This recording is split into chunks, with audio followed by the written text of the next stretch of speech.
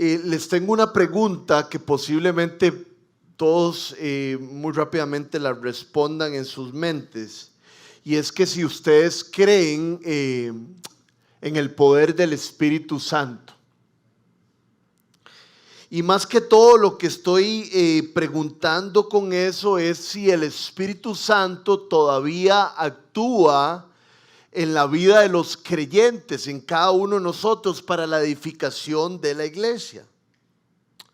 Hoy vamos a estudiar un pasaje donde sucede algo sobrenatural. Jesús echa fuera un demonio de un hombre, parece que eran varios, y es algo sobrenatural, y la presencia del Espíritu Santo es algo sobrenatural. Entonces la pregunta va todavía más profundo. ¿Creemos que estas cosas todavía suceden y que el Espíritu Santo nos respalda para seguir y cumplir la palabra de Dios y para edificar la iglesia en todos los lugares que vamos?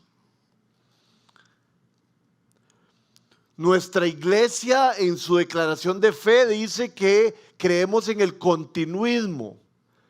¿Qué significa continuismo? Significa que creemos que el Espíritu Santo está vivo, que el Espíritu Santo es la tercera persona de la Trinidad y que el Espíritu Santo sigue otorgando dones, muchos sobrenaturales, para que la iglesia siga adelante. Entonces hoy vamos a leer un texto en Marcos que nos habla muchísimo sobre eso. En Marcos 1 del 21 al 28, y dice así la palabra de Dios. Entraron en Capernaum y tan pronto como llegó el sábado, Jesús fue a la sinagoga y se puso a enseñar. La gente se asombraba de su enseñanza, porque la impartía como quien tiene autoridad y no como los maestros de la ley. De repente en la sinagoga un hombre que estaba poseído por un espíritu maligno gritó: ¿por qué te entrometes de Jesús de Nazaret? ¿Has venido a destruirnos? Por eso les dije que parece que era plural. Yo sé quién eres tú, el Santo de Dios. Cállate. Lo reprendió Jesús. Sal de ese hombre. Entonces el espíritu maligno sacudió al hombre violentamente y salió de él dando un alarido. Todos se quedaron tan asustados, nadie entiende por qué, ¿verdad? Que se preguntaban unos a otros: ¿qué es esto? Una enseñanza nueva, pues lo hace con autoridad. Les da órdenes incluso a los espíritus malignos y le obedecen.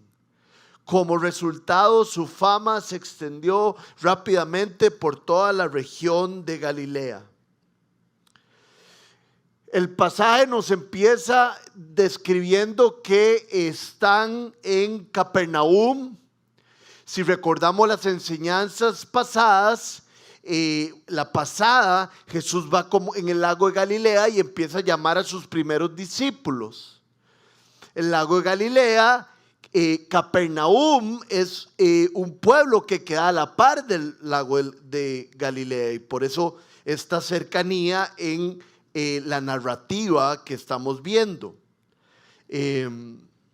Sabemos también que Capernaum se vuelve como el centro de operaciones al principio del ministerio de Jesús. Parece que la casa de la mamá de Pedro. Entonces, estar ahí en Capernaum a la par del lago significaba un tránsito fácil de parte de Jesús a todos los lugares que él quería ir predicando. Y entonces leemos en el versículo 21 que dice: entraron en Capernaum y tan pronto como llegó el sábado, Jesús fue a la sinagoga y se puso a enseñar. La sinagoga era el lugar donde se reunían los judíos para ser instruidos sobre la Torá, el Antiguo Testamento, y era un lugar de socialización.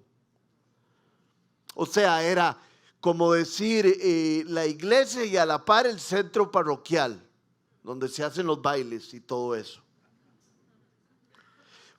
solo para que entendamos un poquito la transliteración del griego, sinagoga es juntarse. Eso es lo que significa. Entonces Marcos nos cuenta en el versículo 21 que tan pronto como llegó el sábado, Jesús se fue a la sinagoga para enseñar. No sé si estamos entendiendo y recibiendo el ambiente de este versículo. Tan pronto como llegó el sábado, Jesús se fue a la sinagoga a enseñar. O sea, como que había un tema de urgencia, como que Jesús estaba esperando que llegara el sábado para ir a la sinagoga y enseñar y exponerse. ¿Estamos de acuerdo?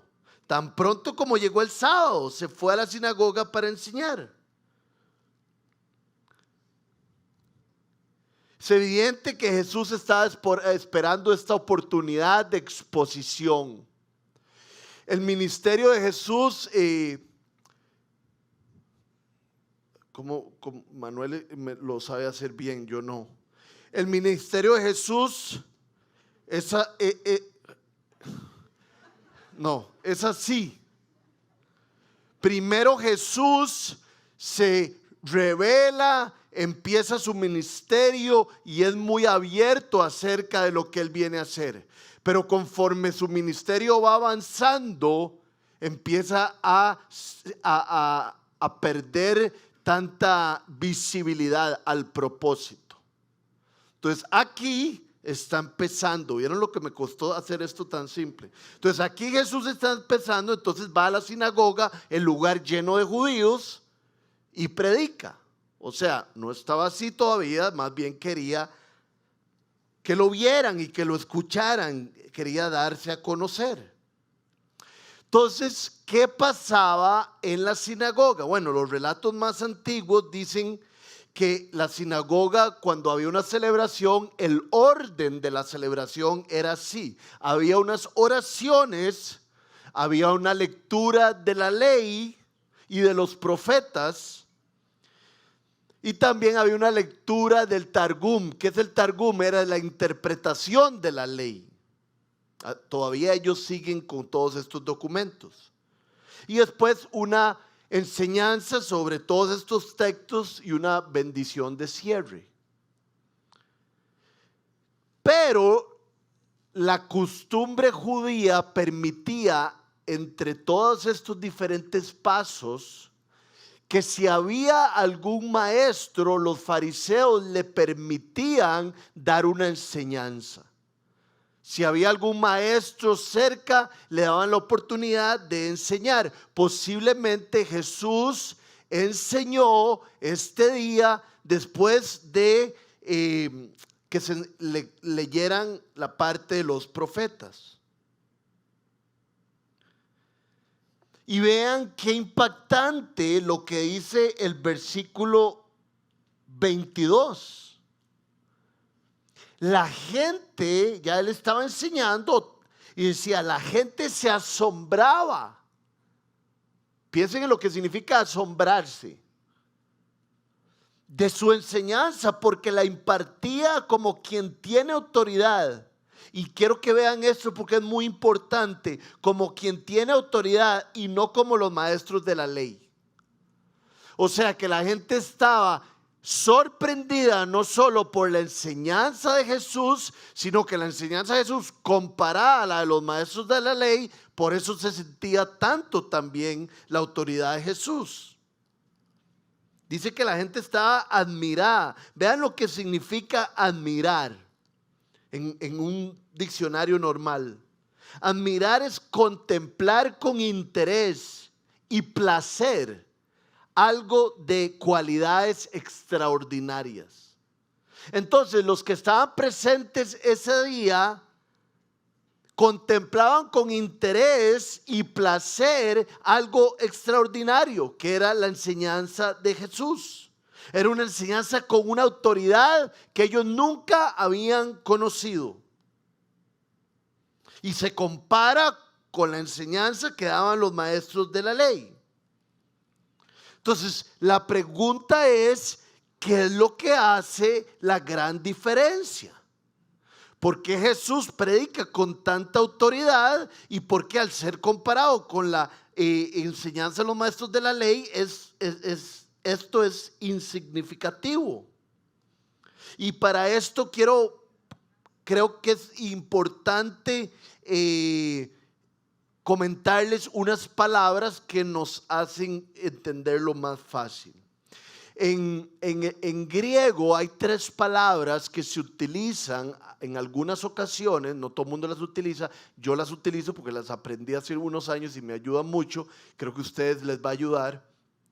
A la hora de analizar una enseñanza, hay 3 palabras claves en griegos que nos ayudan a entenderla, una enseñanza de la Biblia: logos, ethos y patos.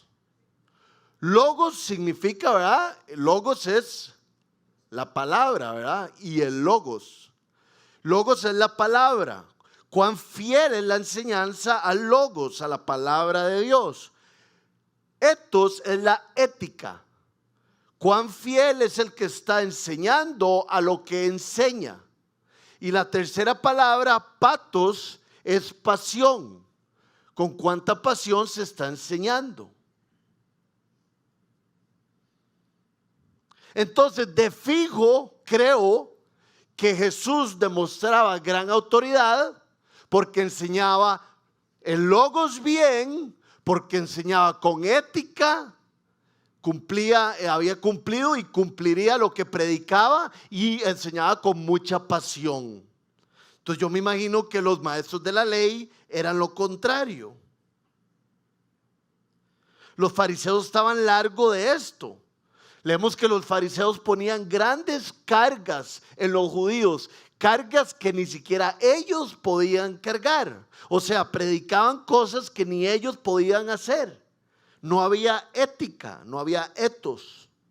Posiblemente tenían logos porque los maestros de la ley conocían perfectamente bien las escrituras, pero no había ética. Lo que se enseñaba por afuera no se vivía por dentro. Eran hipócritas.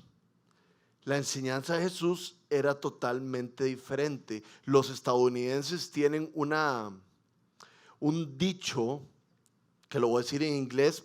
Los que no saben qué estoy diciendo, pregúntenle al de la par.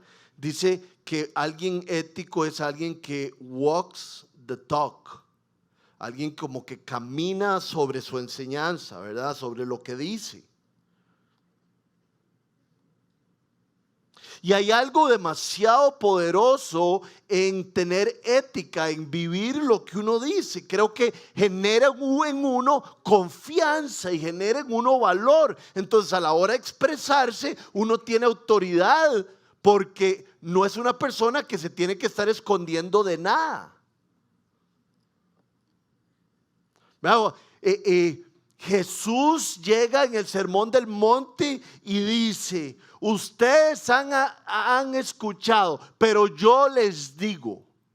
Él llega con una gran seguridad, la seguridad que le da hablar la verdad en logos, pero hablarla con ethos. Y eso eventualmente lo lleva a hablarla con pasión. Yo creo que tener ética, que vivir lo que leemos, vivir lo que creemos, es un gran regalo para nuestras vidas. No hay que esconderse, no hay que tener pena, y nos da libertad y nos da coraje y nos da autoridad en nuestras vidas. Entonces la pregunta es: Rodrigo, Casa 242, ¿tenés autoridad sobre tu familia?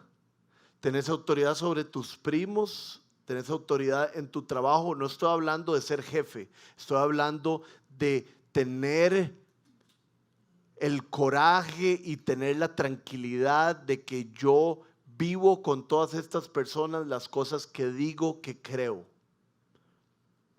Tus hijos te creen porque han visto que lo que dices lo cumples. En la iglesia te creen porque así como levantar las manos fuertísimo, te han visto en el mall o en un lugar, en un restaurante o un bar, actuando como un hijo de Dios. Por eso es un regalo caminar lo que se habla, caminar lo que se predica, porque no hay que esconderse de nadie, más bien es chivísima. ¿Cómo tratar de ayudar a alguien por un lugar donde nosotros no hemos ni caminado? ¿Verdad? Entonces a la hora de hablar es porque lo hemos caminado. Eso es ethos, que lleva a patos, que es la pasión. Y yo creo que la pasión no solo viene de tener la autoridad de que vivo mi vida como digo que la creo, sino que viene no de ser perfecto. La pasión nunca viene de ser perfecto en el Hijo de Dios. La pasión viene de tener los ojos puestos en el Hijo de Dios. La pasión de un hijo de Dios viene al entender la muerte y la resurrección de Jesucristo, que nuestros pecados pueden ser perdonados cuando nosotros nos arrepentimos de nuestros pecados. Dios puede regenerar nuestro corazón, darnos su Espíritu Santo. Cuando contemplamos la cruz, el sufrimiento de Jesús en nuestro lugar, nos llenamos de pasión para vivir nuestras vidas.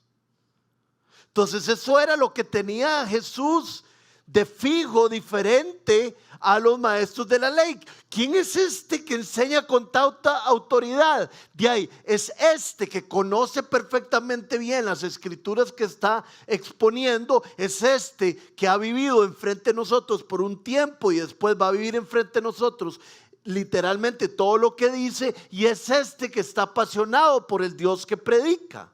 Ojalá digan eso de todos nosotros.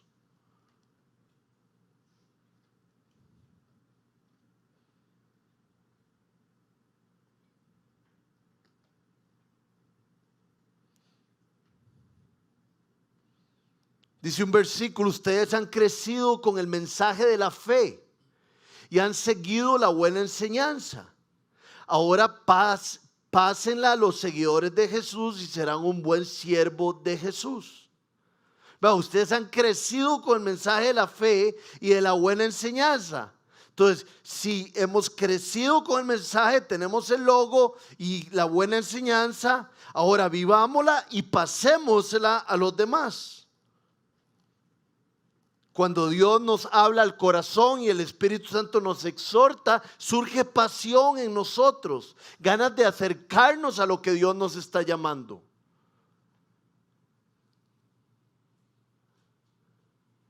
El fin de semana pasado tuve la oportunidad de orar por un hombre que estaba aquí enfrente mío. Con costos podía hablar. Y él me decía: quiero empezar de nuevo, quiero empezar de nuevo, quiero empezar de nuevo. Y yo oré por él y le di, y parte de lo que oré fue, le dije a Dios: Dios, qué linda oportunidad tiene X. Porque tiene un reto por delante. Y es que quiere empezar a caminar de una manera diferente. Si usted no tiene un reto espiritual por delante, posiblemente esté sin pasión. Y lo normal es que los cristianos tengamos retos espirituales por delante, porque el Señor está haciendo una obra en nosotros continuamente. Espero que usted tenga por delante un reto, y eso lo va a llenar de pasión. Levantarse todos los días y decir: Espíritu Santo, ayúdame hoy a crecer un poquito más en eso. La palabra de Dios es poderosa. Vean lo que dice Salmo 119, 44 al 48. Es lo que nos cambia y nos da pasión. Por toda la eternidad obedeceré fielmente tu ley. Viviré con toda libertad porque he buscado tus preceptos. ¿Verdad? Vean cómo él busca la ley para llenarse de pasión. Y después de buscar los preceptos y obedecer la ley, dice, hablaré tus estatutos a los reyes y no seré avergonzado, pues amo tus mandamientos, porque lo llenan de pasión. Y en ellos me regocijo. Yo amo tus mandamientos y hacia ellos elevo mis manos. Quiero meditar en tus decretos. ¿Por qué amo tus mandamientos, Dios? Porque me protegen. Porque me llevan por el camino que tengo que estar. El otro día estaba reunido con alguien y esta persona estaba entre jalarse una torta y no jalársela. Y yo le dije, si te pasas para este lado y haces lo que Dios no te estás pidiendo, te estás quitando la protección de Dios. Y usted no quiere vivir lejos de la protección de Dios. Usted quiere estar en el centro de la voluntad de Dios, porque ahí va a estar protegido. Y eso es lo que está diciendo el salmista. Entonces, la palabra de Dios nos da gran pasión. Sigamos adelante, versículo 23. ¿Verdad? Todo el mundo estaba admirado de esta enseñanza con autoridad porque era diferente a todo lo que estaban acostumbrados. Y el versículo 23 dice, de repente, o sea, de la nada en la sinagoga, un hombre que estaba poseído es una palabra muy fuerte, por un espíritu maligno, gritó, ¿por qué te entrometes, Jesús de Nazaret? ¿Has venido a destruirnos? Yo sé quién eres tú, el Santo de Dios. Vean qué cosa más particular. Apareció un endemoniado y empezó a hablarle a Jesús con demasiado temor. Esto lo leemos varias veces en los evangelios. Los demonios identifican a Jesús y siempre están muertos de miedo cuando Jesús aparece. Y lo que casi siempre, si no siempre, le dicen es, has venido ya a destruirnos.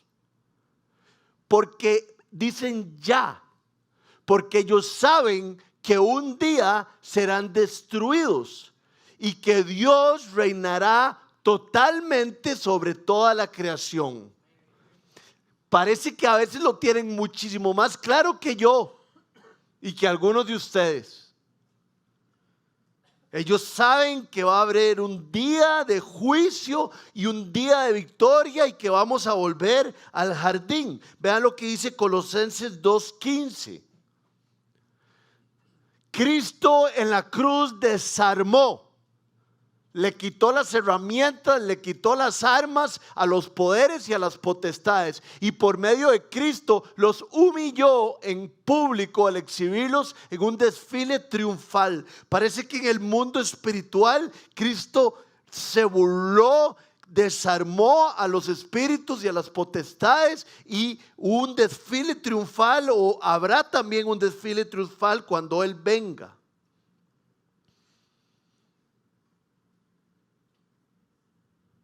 Y le dicen, Santo de Dios. Lo están nombrando justamente por lo que Él es. El Santo de Dios. Perfecto, limpio. La imagen del Padre. Colosenses 1:15 dice, Él es la imagen visible del Dios invisible. Por eso le dicen el Santo de Dios. Vean lo que dice Calvino acerca de esto. Es una frase medio complicada. Espero que se entienda, o si no, tal vez que si Dios me ayuda lo puedo explicar yo. Pero dice, observa que debemos de tener cuidado, pensando en que los demonios le dijeron Santo de Dios. Observa que debemos de tener cuidado de no buscar a Dios en algún otro lugar que no sea en el lugar de Santo de Dios. Puesto que aparte de Cristo, cualquier cosa que se nos ofrezca es un ídolo.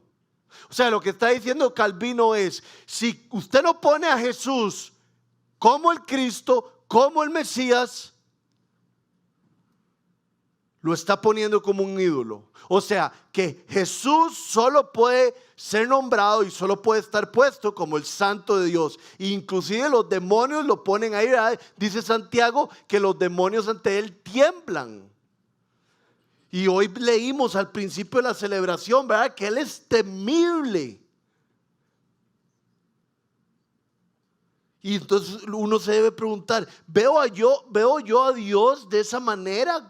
Con ese poder, con ese temor de reverencia, pero reverencia buena. Él es el Santo de Dios, el Hijo del Hombre, el admirable consejero, el príncipe de paz. Estaba leyendo la Biblia en estos días y me salió este versículo y quería compartir con ustedes. Lucas 23:3. Está Jesús, por aquí voy leyendo en el libro de Juan con Ela. Se me está complicando el asunto porque están saliendo cosas que no quiero leer Marcos, porque imagínense la parte del endemoniado. Pero Jesús está ahí, ya Pilato se está tratando de quitar el tiro, ya lo llevó allá, lo llevó aquí. Y entonces se vuelve a ver otra vez Pilato, el romano, el dueño, ¿verdad?, el representante de Roma, de la región, y le preguntó a Jesús, ¿eres tú el rey de los judíos? Y Jesús le dice, tú mismo lo dices. Sí, soy el rey. No sé si se acuerdan cuando llega el grupo de gente por Jesús para a reprenderlo, para agarrarlo y llevárselo. Y dicen, ¿quién es Jesús? ¿Quién es Jesús de Nazaret? Y él dice, soy yo, y se caen de espaldas. Ese es el Santo de Dios. El Santo de Dios que saca a este demonio de este hombre. El Santo de Dios que está sobre todas las cosas. El Santo de Dios que está sobre nuestras enfermedades, sobre nuestras deudas, sobre nuestros pecados, sobre nuestros dolores. Y vean qué interesante el versículo 25. Voy desde el 24. Ellos dicen, ¿por qué te entrometes, Jesús de Nazaret? Ya sabían que tenían un final. Lo que pasa es que no sabían cuándo. Interesante eso, ¿verdad? Pero duraríamos aquí toda la noche hablando del tiempo. ¿Has venido a destruirnos? Porque sabemos quién eres. Eres el Santo de Dios, lo máximo, el Rey. Y Jesús le dice, cállate. Literalmente la palabra cállate puede ser un sinónimo de amordazar. Amordazar, yo me imagino en esas películas de ladrones y policías, ¿verdad? Que agarran a alguien y le ponen como un pañuelo o algo así, ¿me entienden? Es que si no me como el micrófono, si trato de hacerlo, pero... Entonces Jesús tiene una autoridad sobre el demonio que con su palabra lo amordaza. Cállate, no hables más. O sea, Jesús no le tiene ni el más mínimo respeto al mal, a la oscuridad. Y no solo lo amordaza, sino que le dice, sale de ese hombre.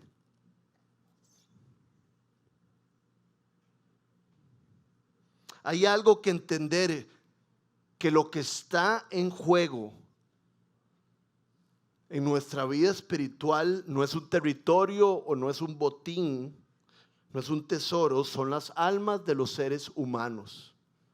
Cada vez que nosotros predicamos y compartimos el evangelio, se trata de algo espiritual, es la salvación de alguien. Y cada vez que nosotros caminamos fuertes en nuestra fe, lo estamos haciendo para la salvación de nuestras almas. Hemos sido salvados y ahora caminamos en esa salvación. Y estos demonios, que no sabemos si es uno o varios, están atemorizados y le dices, has venido a destruirnos, porque ellos saben que va a haber un juicio.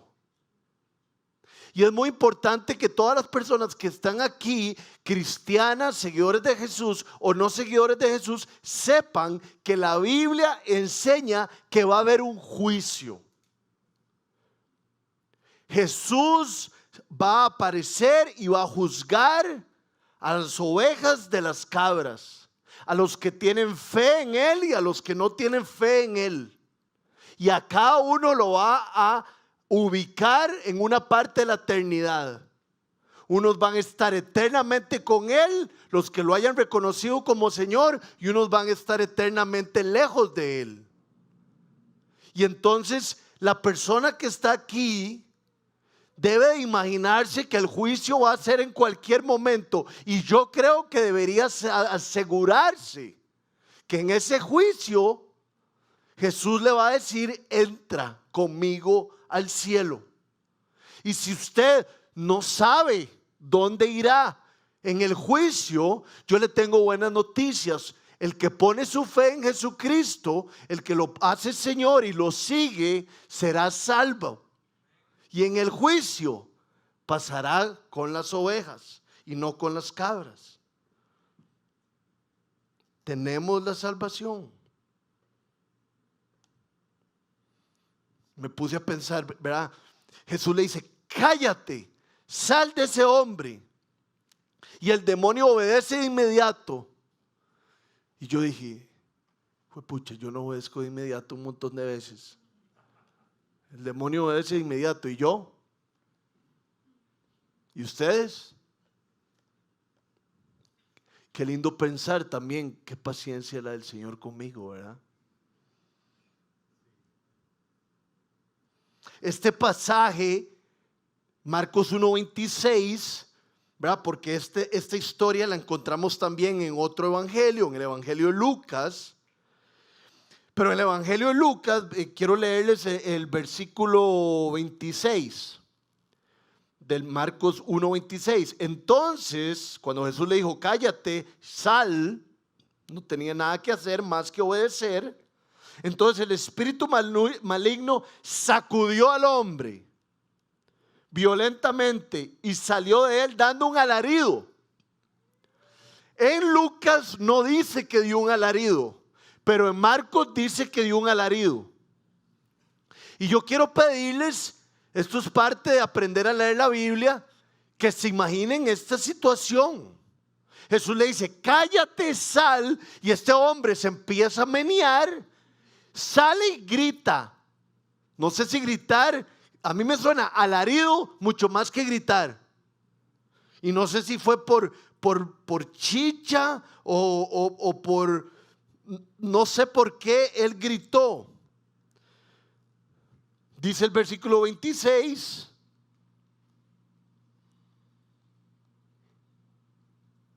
Que hay otras versiones que dice gritó. Y vean lo que dice el diccionario de gritar.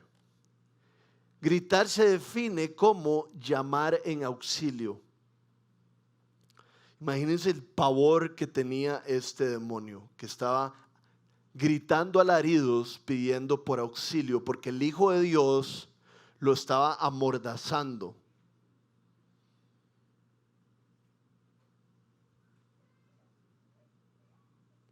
Al final de este texto, el texto dice que no solo los maestros de la ley y no solo todas las personas en la sinagoga tenían miedo, sino que también los discípulos. ¿Verdad? ¿Se acuerdan cuando están en el bote y los discípulos dicen: ¿quién es este que le da órdenes al mar y el mar reacciona?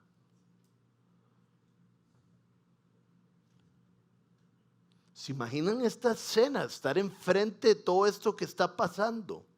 Ver un hombre tan seguro y poderoso, un hombre que habla con toda la autoridad, un hombre apasionado, un hombre que vive lo que dice, un hombre que conoce las escrituras como nadie más, y que después de que enseña con autoridad le dice a un demonio: sal, váyase y no tenga nada que ver aquí, porque yo soy el santo de Dios.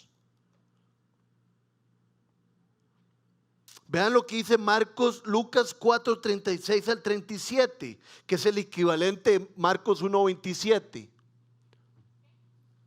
Lucas 4, 3, 6 y 3, 7.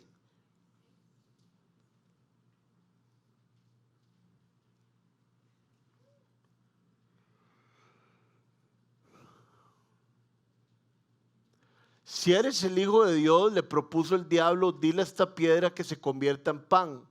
Jesús le respondió, escrito está, no solo de pan vive el hombre. Entonces el diablo lo llevó a un lugar alto y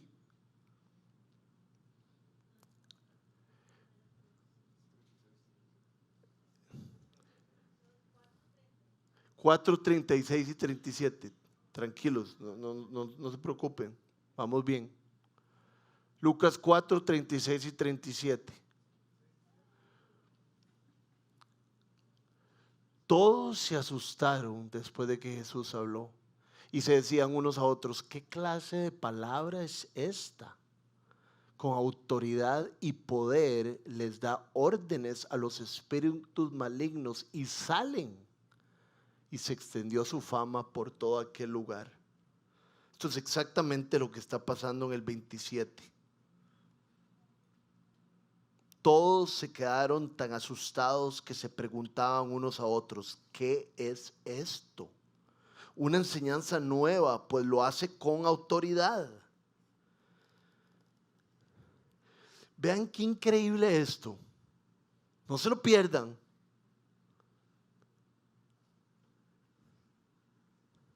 Enseña con autoridad como nadie.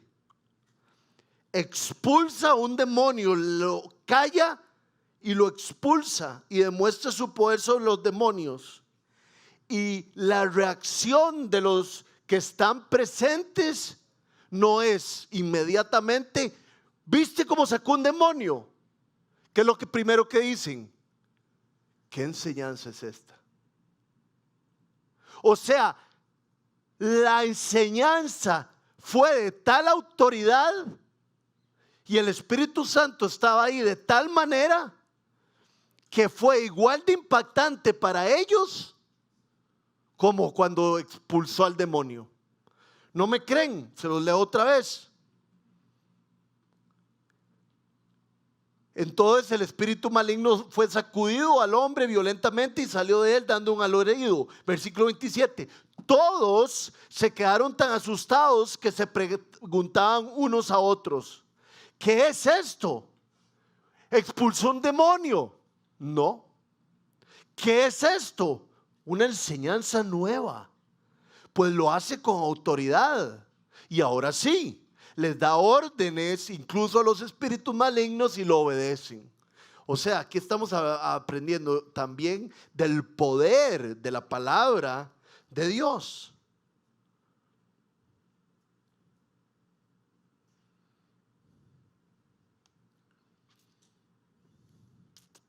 Cuando uno está conectado al 220, al Espíritu Santo, la palabra es fuertísima. Vean lo que dice Hechos 2:14. Es solo una probadita de cómo Pedro se levanta a hablar de Jesús, porque yo sé que él tiene confianza en la palabra y se siente poderoso. Entonces Pedro con los 11 se puso de pie y dijo a voz en cuello: compatriotas judíos y todos ustedes que están en Jerusalén, déjenme explicarles lo que sucede. Presten atención a lo que les voy a decir. Y después les dice que Jesús de Nazaret fue el hombre escogido por Dios. Pero vean cómo Pedro, pongámoslo otra vez, pero vean con la manera que lo hace. Se puso de pie y dijo a voz en cuello. Yo me imagino a voz en cuello el doble de lo que yo estoy hablando en estos momentos. Porque él sabía que había demasiado poder en su palabra. Esta historia me encanta. En Hechos 19:15.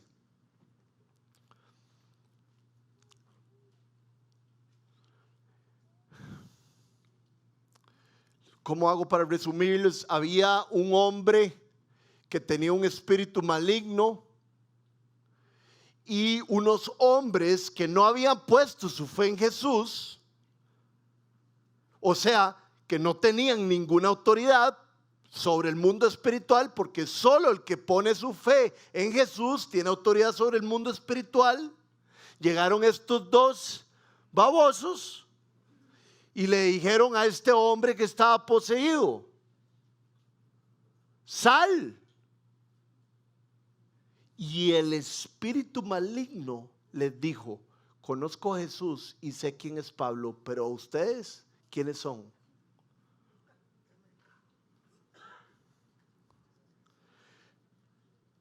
Si usted y yo no tenemos intimidad con Jesús y no somos estudiosos de la palabra de Dios, la oscuridad tendrá más poder que nosotros sobre la oscuridad. Yo conozco a Jesús y conozco a Pablo, pero ¿quiénes son ustedes? Porque ustedes no tienen ningún poder sobre mí. Qué lindo que en el mundo de la oscuridad digan: yo conozco a Jesús, conozco a Pablo y conozco a Rodrigo. Y él es un hombre lleno del Espíritu Santo. Entonces, él es temible. Con él no nos metamos. Oh, qué feo, qué peligroso, qué horrible. Conozco a Pablo, conozco a Jesús y a este o esta me lo puedo comer vivo. La diferencia la hace nuestra intimidad con el Señor y con su palabra, y obviamente la salvación.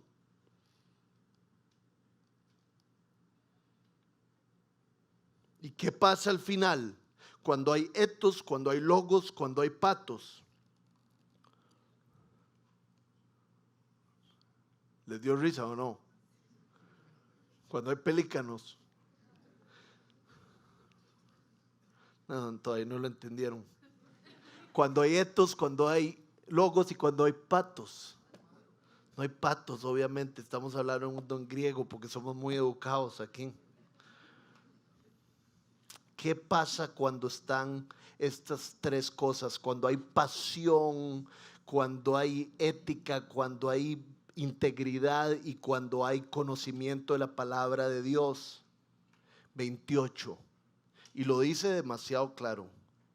Como resultado de esta enseñanza con una autoridad como la de nadie, y como resultado de esta expulsión de este demonio y este despliegue de poder sobre la oscuridad, la fama de Jesús se extendió rápidamente por toda la región de Galilea.